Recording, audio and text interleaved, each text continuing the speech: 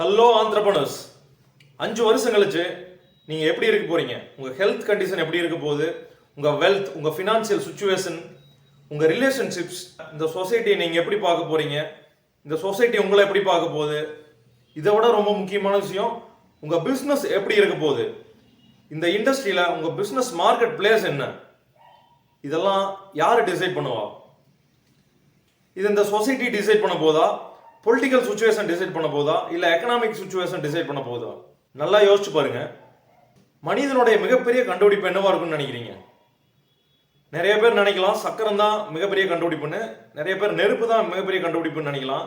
ஆனால் உண்மையிலேயே மனிதனுடைய மிகப்பெரிய கண்டுபிடிப்பு தன்னுடைய மனதை தானே கட்டுப்படுத்த முடியும் அப்படிங்கிறது தான். விலங்குகளாக இருந்த நம்ம இவ்வளவு அட்வான்ஸ்டு டெக்னாலஜி இருக்கிற உலகத்தில் இப்போ இருக்கிறதுக்கு காரணம் நம்ம மனதை நாமளே கட்டுப்படுத்தினது தான். நல்லா யோசிச்சு பாருங்க. இன்னைக்கு இருக்கிற ஒவ்வொரு விஷயமும், இவ்வளவு கட்டிடங்களும், இவ்வளவு டெக்னாலஜிஸ் இருக்கிற கம்ப்யூட்டர்ஸும், advanced communication system, AI, rocket science, ஏதோ ஒரு மனிதனோட மனதில் தோன்றுற ஒரு சிந்தனை தான் இவ்வளவு பெரிய உருவங்களா, இவ்வளவு பெரிய டெக்னாலஜியா வந்திருக்கு. அப்படின்னா நல்லா யோசிச்சுக்கோங்க.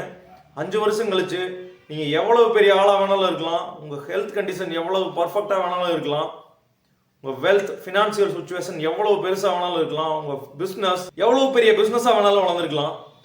ஆனால் அதுக்கு நீங்கள் இன்னைக்கு உங்கள் மனசில் போடுற ஒரு சிந்தனை தான் முக்கியமான காரணமாக இருக்க போகுது.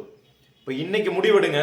5 வருஷம் கழிச்சு என் ஹெல்த் இப்படி தான் இருக்கும், என் வெல்த் இப்படி தான் இருக்கும், என் பிஸ்னஸ் இவ்வளவு பெருசாக இருக்கும் அப்படிங்கிறது இன்னைக்கு முடிவெடுங்க, எழுதுங்க.